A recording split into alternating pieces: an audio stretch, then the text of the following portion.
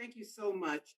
Thank you for inviting me, and it's an honor to be with friends and comrades who gathered in Dublin a few years ago for that first international conference. I was there. I took part in a panel on U.S. NATO bases in Africa, and we discussed the impact of AFRICOM, the U.S. Africa Command, which came into being in 2008 at the end of the George W. Bush administration. And this is interesting. This was the official statement made at that time, quote, AFRICOM will strengthen our security cooperation with Africa and create new opportunities to bolster the capabilities of our partners in Africa. Africa Command will enhance our efforts to bring peace and security to the people of Africa and promote our common goals of development, health, education, democracy, and economic growth, unquote. Of course, none of that is true, and that's why I read it to point out that it is not. But the US has divided up the world into various commands. There's a CENTCOM, a EUCOM, an Indo-PACOM, NORTHCOM, SOUTHCOM, et cetera. I don't know how many people know that the US took it upon itself to do that. But AFRICOM, while founded in the waning days of Bush 43, came to full fruition during Obama's administration. And this 21st century scramble for Africa, is a result of several events, all of which can be blamed on the US. AFRICOM is the sad contribution to the perpetual war of American terror, which accelerated after September 11, 2001. Of course, AFRICOM is problematic for many reasons. It makes the US the de facto head of African militaries, more than 30 to date. And it also, and that's another point of it, is to minimize the influence of any other country, China in particular, which is the country most connected to African nations economically. Fighting terror is a catch-all phrase which explains away US efforts at hegemony, and it's US terrorism in places like Somalia, where there are still, yes, under Biden, drone strikes happening to this very day. AFRICOM was unknown to most people until 2017, when 4 troops were killed in Niger. And until that time, most people in this country had never heard of AFRICOM or even of Niger, or were afraid to say it because it sounded like a slur. It was this mysterious place. But the news story took on a life of its own because of Trump, because he insulted one of the families, and the opportunity to talk about AFRICOM was lost very conveniently. And it's important to note, there were some members of Congress, including some senators, who claimed they didn't know there were US troops in Niger. And I think they may actually be telling the truth about that. So at that time, it became known to the public that there was a US Africa command. According to a recent press report, AFRICOM acknowledges that there are between 5,200 and 5,700 US troops in Africa at any one time at a variety of bases and other facilities.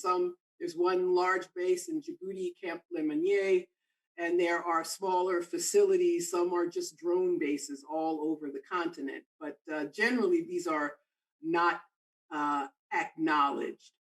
I want to talk about the work of Black Alliance for Peace and give you just a little background about us. Started in 2017, founded on April 1st, very significant date, the assassination day of Dr. King in '68, and a year to the day that he publicly opposed the war in Vietnam, and in effect opposed Lyndon Johnson, a great political act, probably one of the greatest acts of his life. And at Black Alliance for Peace, we are devoted to ending, of course, as a member of the Coalition Against Foreign Military Bases, but we have a campaign to get the U.S. out of Africa. And we have a petition. You can still sign it, tinyurl.com/shutdownafricom. And the goal of this petition is to advocate with legislators, with members of Congress. We are asking specifically for the Congressional Black Caucus to take the lead in holding hearings, and we're not naive about this. Obviously, we want the issue of foreign military bases that intervene in other countries, which diminish the sovereign rights of people and governments around the world, and also take away from the American people. But by holding public hearings, the public will not forget about the U.S. being in Africa, and members of Congress won't forget. These bases impact our lives in a very direct way. We have a military budget that's huge, $740 billion. And it's literally why Americans can't have nice things, can't have the things we need, be it infrastructure, education, healthcare. It's 60% of the discretionary budget in the US goes to the military, which of course goes into supporting these bases all over the world, which do environmental damage.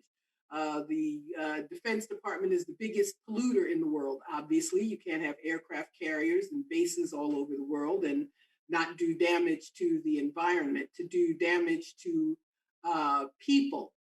And I hope you take the opportunity to go to our website, blackallianceforpeace.com, and see our campaigns, one of which is to end the 1033 program, which is another way that military involvement around the world impacts people here directly. 1033 program gives surplus military equipment to local police departments in big cities and small towns alike, have armored vehicles and all manner of equipment that one would expect to see overseas. But that is the problem with militarization. You're not going to have a country that militarizes abroad and does not do that at home. So that communities, especially communities of color, are occupied just as foreign countries are occupied by these military bases. And I want to talk, I know it's not Africa, I want to talk briefly about Haiti. We have a Black Alliance for Peace. We have a campaign, U.S. out of Haiti. On Monday, this March 1st at 10 a.m., there's going to be a protest at the Haitian Embassy in Washington, D.C. Haiti is treated like Africa is treated. It's a country that has paid a high price for its desire for independence. We have a puppet president, Jovenel Moïse, who was supposed to have left office on February 7th, but he is the U.S. puppet and he is allowed to stay against the will of the Haitian people. It's something that doesn't get a lot of attention, but there have been huge protests in Haiti against not only that particular despot, but against the US and Canada and NATO, which have used the UN to occupy that country, to even bring cholera to that country. And this is the work of the Black Alliance for Peace to advocate on behalf of this Black-led nation, as well as the nations of Africa, which have suffered so much because of AFRICOM. Thank you very much. That's my 10 minutes. Thank you, Margaret. And we had just started our Q&A before you joined us. And perhaps you'd like to respond to this question that we were just starting to have folks respond to. And it's about how do you assess the current state of the peace movement regionally and internationally, and what concrete steps are needed to revitalize mass struggle for peace, disarmament, and resistance to imperialist aggression and war. And specifically to you, Margaret, there was a question regarding Congo. You know, how can we raise up the struggle in Congo more and do something to stop the massacre that's happening there? Yeah, Congo is, it's a lot going on there. I think the state of the peace movement needs to be stronger. I'll put it in a positive way. And I think we need to more and more give up dependence on electoral politics. I think here in the United States, especially, we depend on electoral politics. We depend on somebody who is supposed to be a lesser evil, usually a Democrat, usually who is not a lesser evil. We know that Biden already bombed Syria last week. They have, it's interesting, declassified this report about Khashoggi's assassination, which means they're trying to intervene in Saudi Arabia and get a different government. But we have to rely less and less on electoral politics. We have to build strong left parties, which means not the Democrats. And I think we have to be, we just have to be committed to speaking out against US imperialism. We must be uncompromising in opposing US imperialism. It is used in so many different ways, and some of the ways I've mentioned.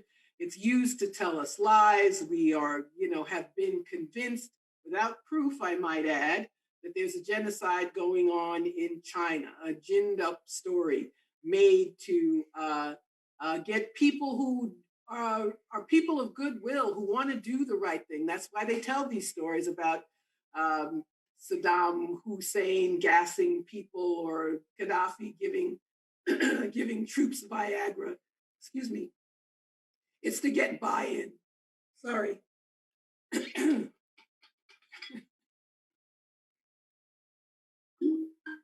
It's to get buy-in, to get people to support things they otherwise would not.